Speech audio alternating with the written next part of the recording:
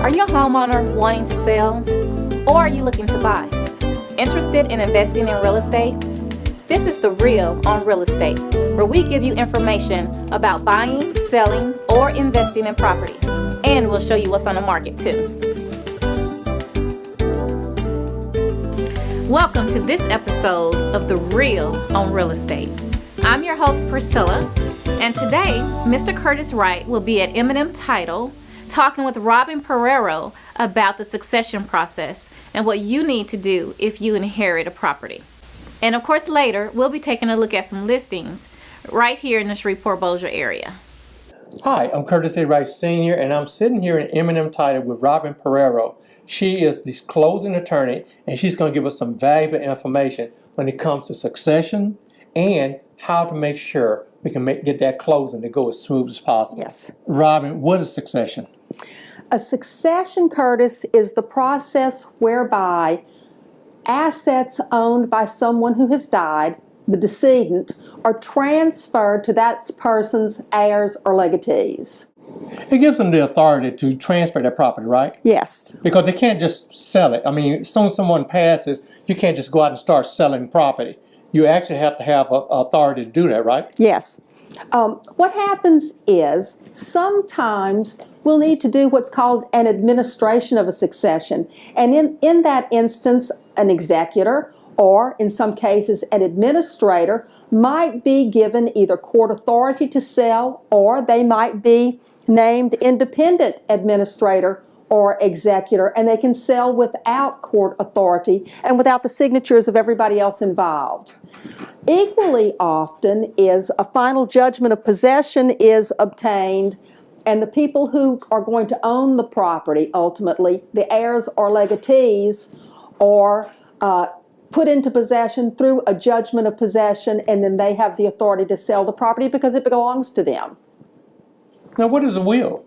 What does the will do? What a will does is it's an instrument whereby a person names an executor and says, these are the people I want to inherit my assets, and who will get what.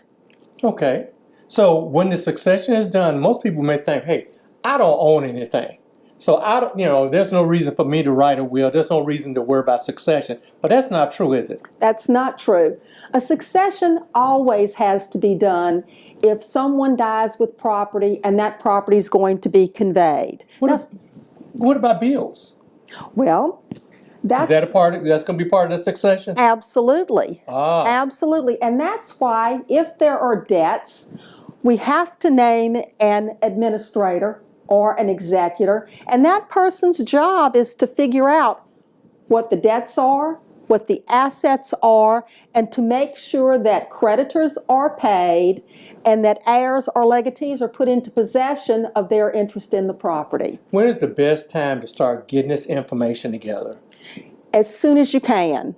Now, when you're getting a power of attorney, what kind of power of attorney is going to be needed in order to get all this stuff done? Most people don't understand that a power of attorney goes away the instant that a person dies. Now, when would somebody have a power of attorney before the person dies? That happens very often between spouses. I like to see powers of attorney always when you have an elderly parent, someone who is ill, because you need to name someone who can take care of your business when you cannot or don't want to. Okay, but you said when the individual passes, that power of attorney goes away? Absolutely. I didn't know that. Most people don't. I can't tell you how often we will get a contract to sell a piece of property. Perhaps the contract is signed by a daughter that says power of attorney. And when we start asking questions, we figure out that her mother has died, and the daughter thinks the power of attorney is still valid, and it is not.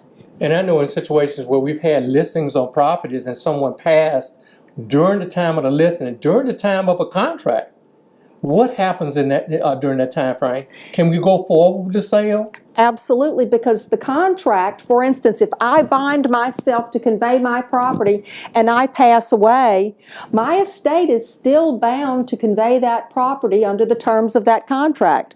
but we have to do my succession to get it done. So we can't just go ahead and do it. We do have to do the succession, have to complete the succession. Always. So we're most likely going to take a little while Always. to get that done. And that's another reason you're saying, when everyone's there for the funeral, it's a good time to get all the information you need, the addresses, the phone numbers, where everyone is. There might be someone who's not even there, but somebody else there may know, how to locate that person, right? Right, absolutely. And that's going to save them a lot of money during the succession. Always. Okay. My guest today has been Robin Perrero with M&M Title. She's the closing attorney here. And Robin, if they want to get in touch with you, how do they do it? Curtis, we have 2 offices, one on Old Minden Road in Bossier and our main office at East 70th Street in Shreveport. Our phone number is 318-798-1198. Curtis, thank you for letting us speak with you today. Hey, it's been my pleasure having you here. And remember, if you're looking for a closing attorney, I always advise, go out and interview 2 or 3, but make sure that one of them is M&M Title. Thank you, Curtis. Wow, that was some really interesting information about the succession process. So now let's take a look at some listings. Today we're going to take a look at some homes listed by Judy Candella of Freedom Realty in Bossier City, Louisiana. 520 Tupelo Drive is a beautiful home in a gated community near Barksdale Air Force Base. This home is a 4-bedroom home with 2 baths. It has a huge backyard with tons of space for a playground set for kids to play in and an above-ground pool.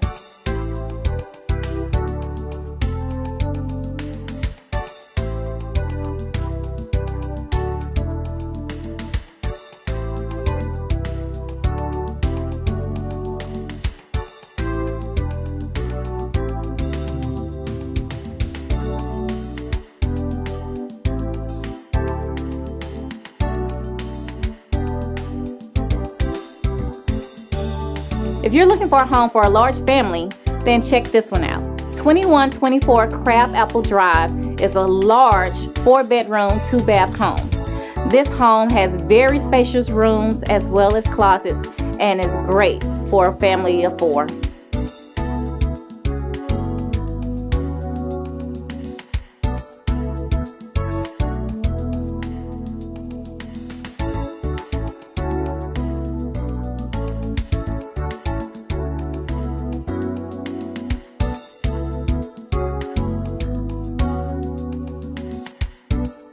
This next home, 8350 B Lane, is on a 1-acre lot.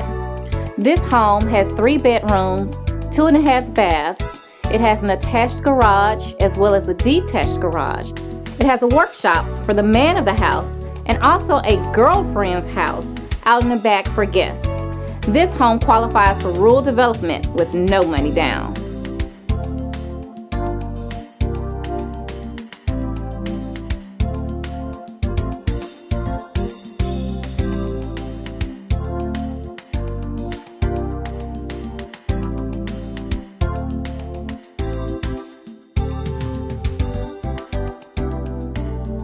I want to thank Robin Perrero of M&M Title for being our guest on the show today. Feel free to reach out to her if you have any questions.